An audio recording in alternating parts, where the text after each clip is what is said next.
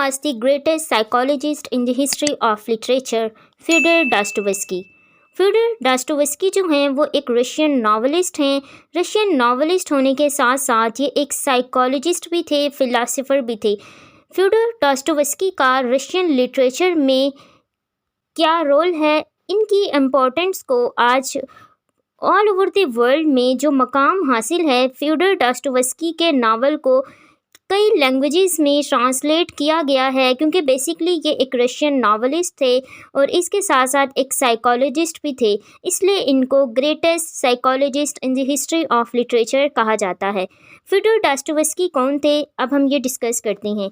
इनकी जो लाइफ है, इनके जो फादर थे वो एक डॉक्टर थे और एक वेल सेटल्ड फैमिली से बिलोंग करते थे। फ्योडर डास्टोवस्की के फादर जो थे वो डॉक्टर थे, इसलिए इनका जो सारा बचपन है वो एक ऐसे घर में गुजरा, क्योंकि वो इनके फादर एज अ हॉस्पिटल में काम करने की बजाय वो उन बच्चों के लिए काम करना चाहते थे जो कि गरीब होते हैं, इसलिए वो एक चैरिटी हॉस्पिटल में काम करते थे। इसलिए इनका जो घर था वो एक कॉम्प्लेक्स की तरह हुआ करता था। इनका जो बचपन है वो एक ऐसे घर में गुजरा जो कि एक फुल ऑफ हॉस्पिटल हुआ करता था। इनकी जो ट्रेनिंग है वो थ्रू आउट इनकी जो बचपन है वहाँ से इनकी स्टार्ट हो गई थी कि एक बच्चे का जो दिमाग होता है, एक जो साइकेट्रिस्ट का दिमाग होता है, वो बचपन से ही इनके अंदर कुछ ऐसी एबिलिटी आ गई थी कि ये इंसान को उसकी इनर साइकोलॉजी के थ्रू स्टडी किया करते थे। इसके बाद इनके जो फादर हैं उनकी डेथ हो गई, उनकी मदर की भी डेथ हो गई। इसके बाद इन्होंने अपना career as a writer start किया, जिसमें इनको पॉपुलैरिटी नहीं हुई। उसके बाद ये रशिया के एक रेडिकल ग्रुप के साथ इन्वॉल्व हो गए जो कि फ्यूडल्स जो होते हैं उनके लिए लिखा करते थे।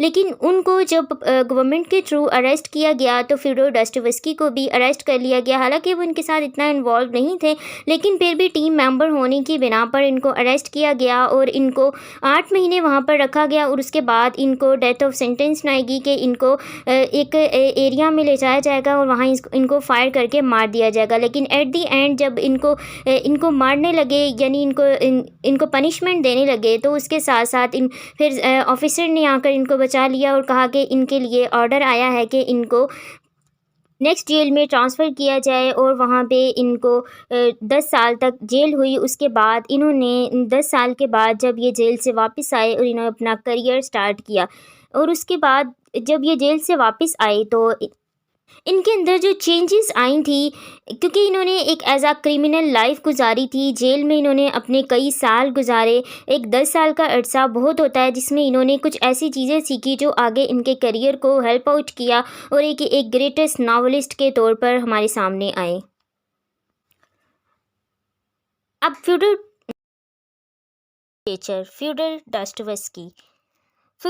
डास्टोवस्की जो हैं वो एक as a novelist, short story writer, essayist or spec fiction की वजह से बहुत ज़्यादा फेमस हैं। स्पे फिक्शन वो होती है जिसमें आप सस्पेंस या कोई एक ऐसा करैक्टर जो कि जासूसी हो वो हमें दिखाया जाता है। जो स्पे बेस होती हैं फिक्शन, उनको हम स्पे फिक्शन कहते हैं। One of the finest novelist who ever lived, Fyodor Dostoevsky का और ऑल ओवर द वर्ल्ड में जो इम्पोर्टेंट रोल है वो इनकी साइकोलॉजिस्ट अप्रोच है। जैसे कि हमने अभी डिस्कस किया कि इनके फादर जो थे वो एक एज अ डॉक्टर सर्व किया करते थे, तो रशियन सोसाइटी में मेजर जो लोगों की प्रॉब्लम थी उनको साइकोलॉजी के थ्रू स्टडी किया जाता था।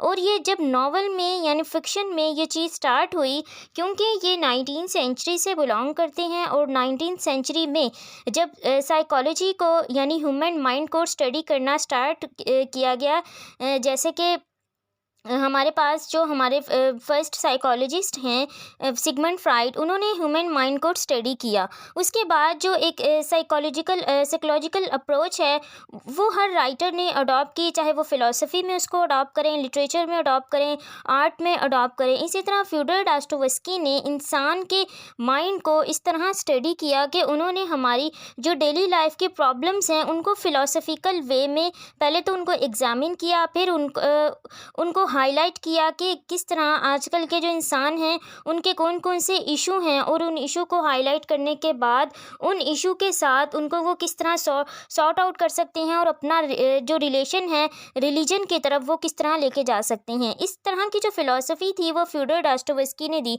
क्योंकि वो एक एज अ फ़िलासफ़र भी थे। His work is famous for psychological profundity। हमें जितने भी वर्क्स देखने को मिलेंगे फ्योडोर दोस्तोयेव्स्की के, उसको पढ़ते हुए आप ये स्टडी कर सकते हैं कि आप किसी इंसान के ह्यूमन माइंड को स्टडी कर रहे हैं, यानी कि आपको ऐसे लगेगा एक साइकोलॉजिकल अप्रोच की बुक पढ़ रहे हैं। He is commonly regarded as one of the greatest psychologists in the history of literature. He specialized in the analysis of pathological state of mind that leads to insanity, murder, suicide, and in the exploration of the emotion of humanization of self-destruction, tyrannical domination and murder. यानी कि हम Fyodor Dostoevsky की जो philosophy को पढ़ेंगे तो उसके अंदर जो ह्यूमन माइंड है उसमें इसकी साइकोलॉजिकल अप्रोच को इन्होंने इस तरह स्पेशलाइज़ किया है, यानी इनकी जो स्पेशलिटी है वो किन चीज़ में है। वो एक पैथोलॉजिकल स्टेट में हमें दिखाते हैं कि जो एक इंसान है वो किस तरह खुद को मर्डर की तरफ लेके जाता है, सुसाइड की तरफ लेके जाता है, उसके जो इमोशंस हैं कि किस तरह वो ह्यूमनाइजेशन करता है, और वो किस तरह टायरेनिकल डिस्ट्रक्शन उसकी दिखाते हैं कि वो किस तरह बाज़-औक़ात इस तरह वहशी बन जाता है सिर्फ किस वजह से, अपनी साइकोलॉजिकल इशू की वजह से। His major works are also renowned as great novels of ideas. इनके वर्क को हम नॉवेल्स ऑफ आइडियाज़ कहते हैं, क्योंकि फ्योडोर दोस्तोयेव्स्की एक वाहिद ऐसे राइटर हैं जो अपने नावल में एक ऐसा करैक्टर दिखाते हैं जो एग्जिस्टेंशलिज्म को डील करता है, लेकिन एग्जिस्टेंशलिज्म को डील करने के साथ साथ वो हमें ये बताते हैं कि एक इंसान अपनी जो उसके एग्जिस्टेंस के क्राइसिस हैं उसको साइकोलॉजिकल वे में किस तरह डील करता है, और हम किस वर्ल्ड में रह रहे हैं। हम इस तरह नहीं कि हमारी लाइफ का कोई मीनिंग नहीं है, वो एग्जिस्टेंशलिज्म को अपोजिट वे में अपने वर्क में लेते हैं इनके नावल को। इसीलिए हम नावल्स ऑफ आइडियाज़, यानी जितनी दफ़ा भी आप फ्योडोर दोस्तोयेव्स्की का नावल पढ़ेंगे इतने ही आपको आइडियाज़ देखने को मिलेंगे। आप उसको फ़िलासफ़िकल वे में अंडरस्टैंड कर सकते हैं, आप उसको साइकोलॉजिकल वे में अंडरस्टैंड कर सकते हैं, आप उसको उसमें सस्पेंस देख सकते हैं कि वो एक स्पेस फिक्शन होती है, हम उसमें इंटरेस्ट डेवलप कर सकते हैं, हम उससे प्लेयर ले सकते हैं, डिफरेंट आइडियाज़ हम उस बुक से ले सकते हैं। जितनी भी थेरीज़ हैं, चाहे एग्जिस्टेंशलिज्म हो, नाइलिज्म हो, मार्क्सिज्म हो, कोई भी थेरी हो, आप उस वर्क में उसको लाजमी देखेंगे। इसलिए इनके नावल को नावल्स ऑफ आइडियाज़ कहा जाता है। Psychology and philosophy are closely linked हैं इनके वर्क्स में, इसलिए इनको हम कहते हैं feel ideas in the depth of the soul. हम इनके नावल को जब पढ़ते हैं तो उसमें आप एक ऐसा आपको इस तरह की फीलिंग आएगी कि आपको फीलिंग्स के भी डिफरेंट, यानी कि आपकी कौन कौन सी फीलिंग्स होती हैं कि किन किन आइडियाज़ के साथ वो रिलेट होती हैं। अब इनकी कुछ फ़िलासफ़ी हैं, उनको डिस्कस करते हैं कि फ्योडोर दोस्तोयेव्स्की के जब हम नावल पढ़ेंगे तो उसमें हम कौन कौन सी फ़िलासफ़ीज़ को देखते हैं। फर्स्ट जो हमारे पास मोस्ट इम्पॉर्टेंट इनकी फ़िलासफ़ी है the law of love. Law of love इनकी एक ऐसी फ़िलासफ़ी है जो ओवरऑल इनके नावल पर बेस है कि वो हमारा जो लव है वो हमारा एक्चुअल और spiritual love, physical and spiritual love जो है वो किस तरह का होता है। जब हम खुद को खुदा के इस कदर करीब कर देंगे तो उसके बाद हमारी लाइफ जो है वो टोटली गॉड के सुपुर्द हो जाएगी, यानी कि हम उसमें अपने आप को एक ऐसा इंसान पहचानते हैं कि हमारी लाइफ के क्या मीनिंग है, हम क्या कुछ लेकर चल रहे हैं, हमने लाइफ में क्या कुछ खोया। अपनी इस फ़िलासफ़ी को वो द लॉ ऑफ लव में डिस्कस करती हैं। उसके बाद इनकी एक और फ़िलासफ़ी है यूटोपियन सोशलिज़म। यूटोपियन कहते हैं, यूटोपियन वो चीज़ होती है जिसमें कि आप एक ऐसी सोसाइटी दिखाएं कि जिसमें कि रूल्स हों, रेगुलेशन हो, हर चीज़ रूल पर चले, कोई भी चीज़ अपने अपने ऑर्बिट से बाहर ना हो। इस जैसे कि डिस्टोपिया में हम देखते हैं कि हर चीज़ ऑपोजिट होती है, कोई रूल्स नहीं होते, ना ही कोई रेगुलेशंस होती हैं, ना ही किसी भी चीज़ को फॉलो किया जाता है, ना ही लोगों को उनके राइट्स दिए जाते हैं, उन पर जुल्म किया जाता है। लेकिन जो यूटोपियन सोसाइटी वो होती है कि जिसमें आपको हर चीज़ परफेक्ट मिले, यानी कि यूटोपियन में सिंपली ये है कि आपको हर चीज़ परफेक्ट मिले। तो इनके जो नॉवेल्स में हम ये देखते हैं कि वो जो उनका करैक्टर है वो इस चीज़ पर ज़्यादा फोकस करता है कि वो एक ऐसी सोसाइटी बनाएगा जो यूटोपियन सोशलिज्म पर बेस होगी, यानी जिसमें लोगों के फेवर के लिए काम किया जाएगा। इसके साथ साथ एक और इनकी फ़िलॉसफ़ी है एग्जिस्टेंशलिज़्म। एग्जिस्टेंशलिज़्म कहते हैं कि जब ऐसी फ़िलॉसफ़ी जिसमें कि जो राइटर्स हैं वो ह्यूमन एग्जिस्टेंस के बारे में बात करते हैं कि इंसान के पैदा होने का क्या मकसद था। हम जो मकसद लेकर दुनिया में नहीं आते, दुनिया में आने के बाद हम वो अपना एम डिसाइड करते हैं कि हम क्या क्या कुछ बनेंगे और हम क्या कुछ अचीव कर रहे हैं और हम क्या कुछ आगे अचीव करेंगे। और नाइलिज़्म भी इसी की एक ब्रांच है। वो कहते हैं, नाइलिज़्म वाले ये कहते हैं कि जो ह्यूमन लाइफ है, यूनिवर्स है, इसका कोई मीनिंग नहीं है। यहाँ सब कुछ बेमायनी है, खुद ही पैदा हो गए और खुद ही एक दिन ये सब कुछ ख़त्म हो जाएगा। यूटिलिटेरियनिज़्म भी यही होती है कि ऐसी सोसाइटी जिसमें आपको आपके एथिक्स इस तरह के हो कि आप कोई भी ऐसा काम कर रहे हैं कि जो कि दूसरों के लिए ठीक है तो वो ठीक है। अगर आप बेशक कि जिस भी तरीके से आप उसको करें लेकिन वो ओके है। उसके बाद अबरमैनशिप जो है ये फ्रेडरिक नीशा की एक टर्म है जो हम नाइलिज़्म में डिस्कस करते हैं। ये एक मेजर फ़िलॉसफ़ी है फ्योडोर दोस्तोयेव्स्की के नावल में। इसमें हमें ये देखने को मिलता है, अबरमैनशिप कहते हैं कि जो एक सुपरमैन हम देखते हैं कि एक सुपरमैन होता है कि वो उसका क्या एम होता है कि वो हर चीज़ ठीक कर देगा।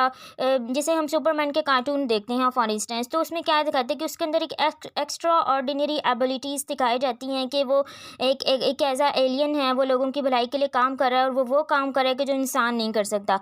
इसी से ये टर्म डिराइव की है अबरमैनशिप फ्रेडरिक नीशा ने। तो इस चीज़ को फ्योडोर दोस्तोयेव्स्की अपने करैक्टर के थ्रू दिखाते हैं कि जो उनका करैक्टर है, for instance crime and punishment में इनका करैक्टर है रास्कलनिकोव। तो वो स्टार्टिंग में खुद को एक सुपरमैन के कॉम्प्लेक्स में देखता है कि वो लोगों की भलाई, लोगों को ठीक कर देगा, लोगों की पॉवर्टी को ठीक कर देगा। जिस किस्म की वहाँ पे सेंट पीटर्सबर्ग में सोसाइटी थी, जो पॉवर्टी बहुत ज़्यादा थी, कि वो उसको ठीक कर देगा जब वो उस लेडी का मर्डर कर देगा कि जो लोगों से ज़्यादा कर्जा लिया करती थी और उनको सूद पर कर्जा दिया करती थी। तो उसको जब वो मर्डर कर देगा उसका, तो उसके बाद सब कुछ ठीक हो जाएगा। यानी कि इस तरह की जो फीलिंग्स हमारे माइंड में होती हैं कि हम सब कुछ ठीक कर देंगे, हालांकि हम जानते हैं कि हम अपनी रेंज से ज़्यादा किसी भी चीज़ को ठीक नहीं कर सकते। तो सेम इन द केस जो फ्योडोर दोस्तोयेव्स्की अपने नावल में ये सब फिलॉसफी जो हम देखने को मिलती हैं कि वो एक ऐसे करेक्टर को दिखाते हैं कि जो साइकोलॉजिकल अपनी इशू के साथ डील करता है, और हमेशा वो उसमें रहता है कि वो सब कुछ ठीक कर देगा और वो एक यूटोपियन सोसाइटी क्रिएट करेगा। अब हम फ्योडोर दोस्तोयेव्स्की के नावल के मेजर थीम्स डिस्कस करते हैं।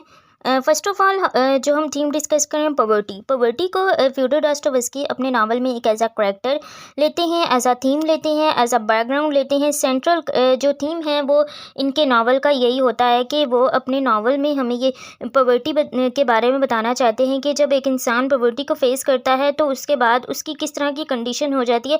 ना तो वो सिर्फ फिज़िकली सब कुछ फेस कर रहा होता है, उसके साथ साइकोलॉजिकल भी उसकी जो कंडीशन होती है वो किस कदर चेंज हो जाती है। इनका एक नावल है क्राइम एंड पनिशमेंट, जिसके अंदर इन्होंने पॉवर्टी को इतना डेप्थ में दिखाया है कि वो नावल पढ़ने के बाद हम कुछ थोड़े टाइम के लिए इसमें ऐसे कैथारसिस में चले जाते हैं कि हम ये उसमें एक ऐसी फैमिली दिखाई है जो इसमें फ़ीमेल करैक्टर है जो हीरोइन है इस नावल की, उसकी फ़ैमिली के बारे में दिखाया जब उसके फादर और मदर अक्सर इस बात पर लड़ रहे होते हैं कि वो कुछ चंद पैसे जो उनके पास रह जाते हैं और वो उसको वाइन में ख़त्म कर देते हैं। तो उसके बाद उसके फादर और मदर की जो वो वहाँ पे लड़ाई दिखाई जाती है कि वो किस तरह उसको ऐसे मार रही होती है उसके मदर।